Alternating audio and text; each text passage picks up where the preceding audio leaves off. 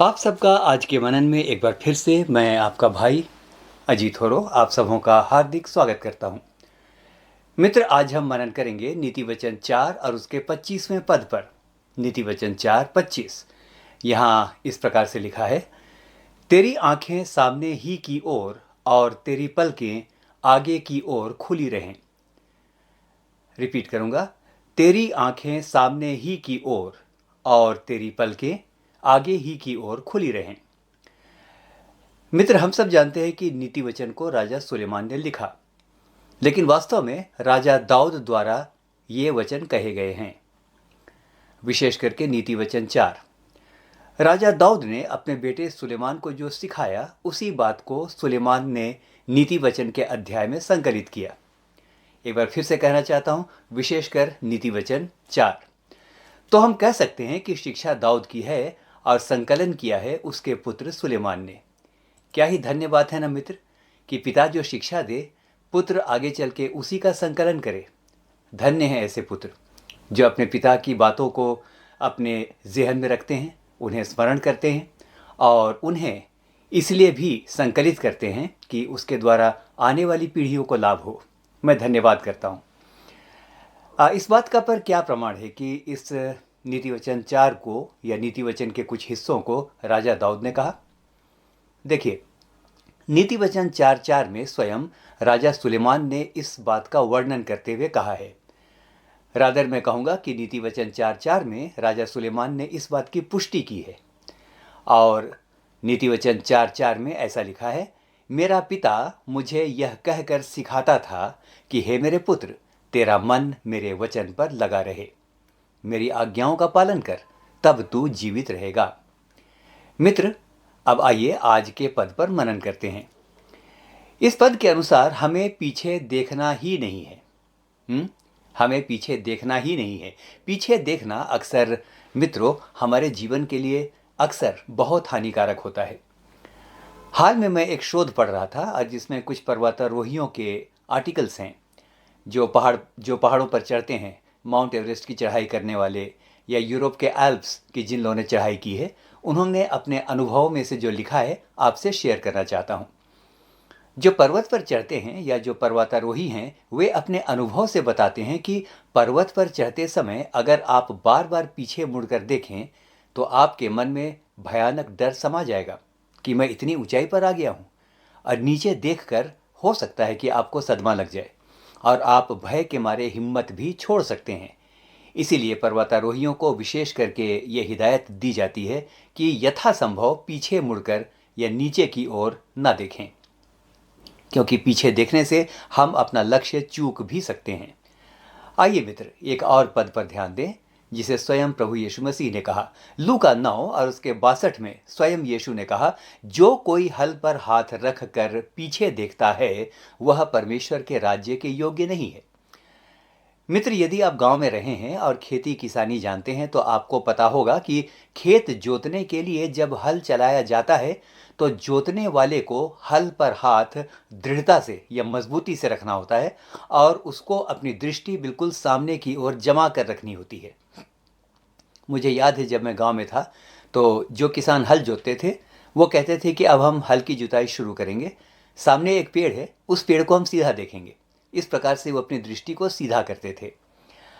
और मित्र, वो कहते थे यदि हम पीछे देखेंगे तो हल सीधा चलेगा ही नहीं।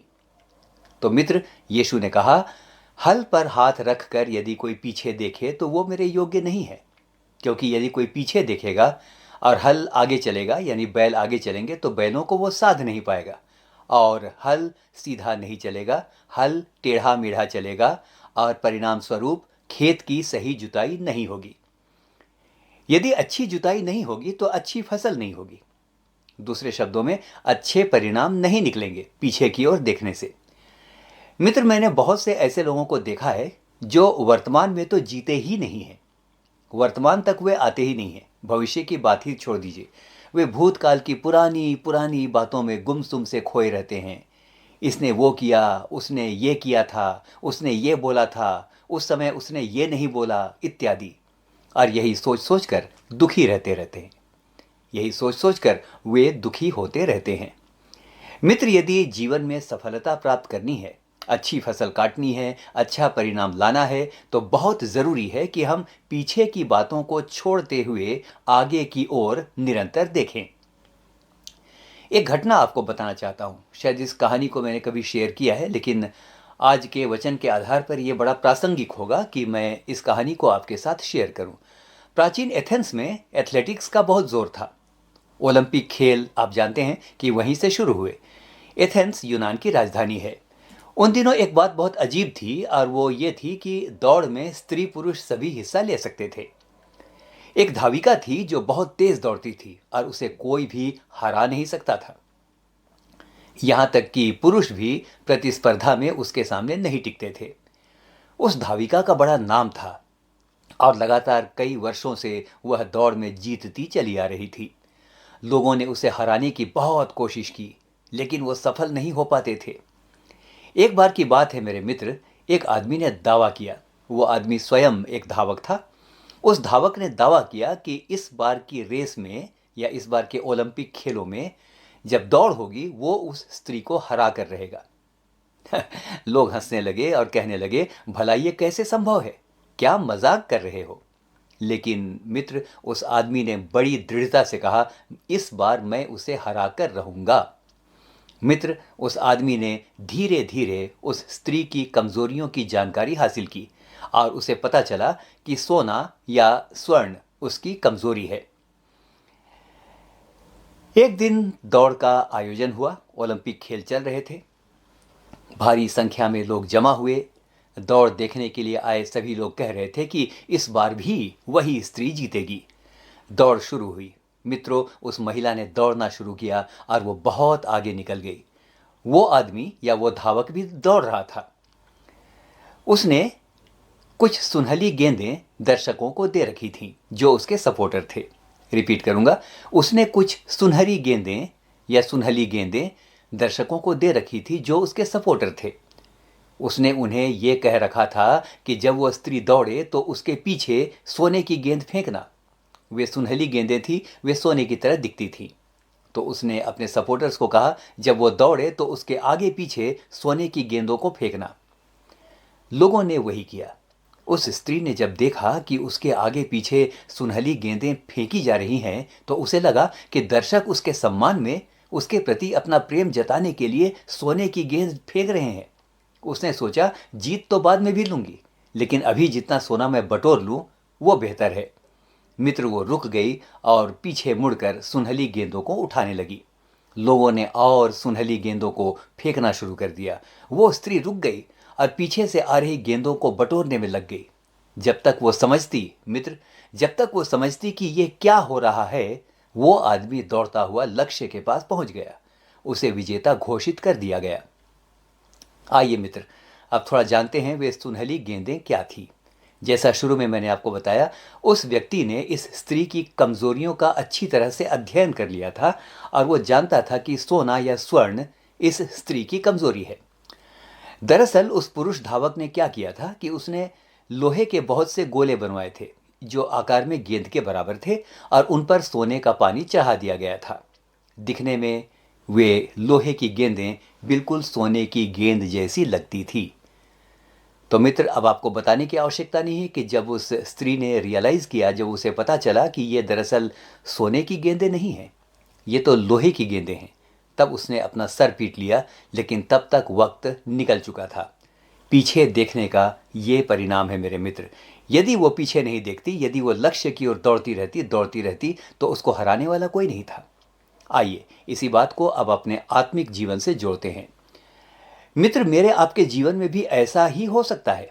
शैतान जानता है कि हम अपनी आत्मिक दौड़ में दौड़ रहे हैं, अच्छी तरह दौड़ रहे हैं, प्रार्थना का जीवन चल रहा है, वचन का जीवन अच्छा चल रहा है। तो शैतान क्या करेगा मित्रों, वो आपकी कमजोरियों का अध्ययन करेगा। वो देखेगा कि किस किस एरियाज के अंदर आप कमजोर होते हैं। यीशु मसीह की जब परीक्षा हुई, जब वो रेगिस्तान में था, बियावान में जब था, तो लिखा है 40 दिन और 40 रात तक वो निराहार रहा और तब उसे भूख लगी। और उसी के इमीडिएटली आगे लिखा है, और शैतान उसके सामने खड़ा होकर कहने लगा, इन पत्थरों को कह कि ये रोटियां बन जाएं। तो मित्र, जिस समय आप सबसे कमजोर होंगे, यीशु मसीह को जिस समय भूख लगी, शैतान उसी समय खड़ा हो गया। तो सुनिए मेरे मित्र, जिस समय आप कमज़ोर होंगे, शैतान आपके ऊपर हमला करेगा।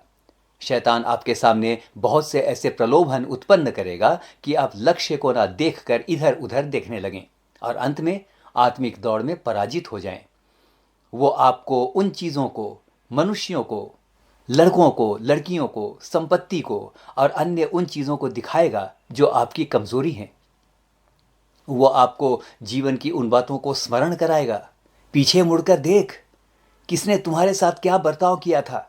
तुम उससे मेल मिलाप करना चाहते हो? इतने घटिया इंसान हो तुम।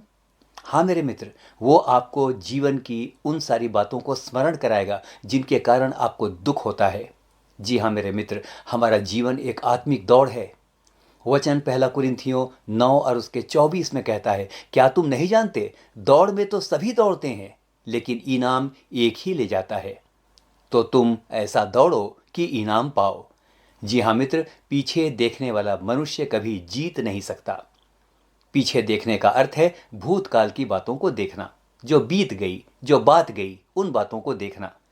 याद कीजिए मेरे मित्र, लूत की पत्नी का पीछे देखना उसका और उसके पूरे परिवार की बर्बादी का कारण बन गया। आइए नए साल में अब हम चल रहे हैं, नए साल में सामने देखें, लक्ष्य की ओर देखें और ऐसा दौड़ें कि इनाम पाएं। एक बार फिर से आज के पद को मैं आपके लिए रिपीट करूंगा। नीति वचन 4 उसका 25 यहाँ लिखा है, वरन मैं कहूँगा ये इस नए साल में आपके लिए आज्ञा है। क्या लिखा है देखिए, तेरी आंखें सामने ही की ओर और तेरी पलकें आगे की ओर खुली रहें। हम में से हर एक को परमेश्वर बहुतायत के साथ आशीष दे। आइए आगे की ओर दौड़ें, आगे की ओर देखें और अपने सिद्ध करने वाले प्रभु की ओर निरंतर ताकते रहें। कहीं और नहीं, लेकिन अपने प्रभु की ओर ताकते रहें। निश्चित रूप से सफलता हमारे कदमों को चूमेगी। हम में से हर एक को परमेश्वर बहुतायत के साथ आशीष दे। धन्यवाद करता हूँ मित्र, आपने निरंतर इस मनन को सुना है और आपने आशीषें पाई हैं। हम में से हर एक को परमेश्वर आशीष दे। आमीन और फिर से आमीन।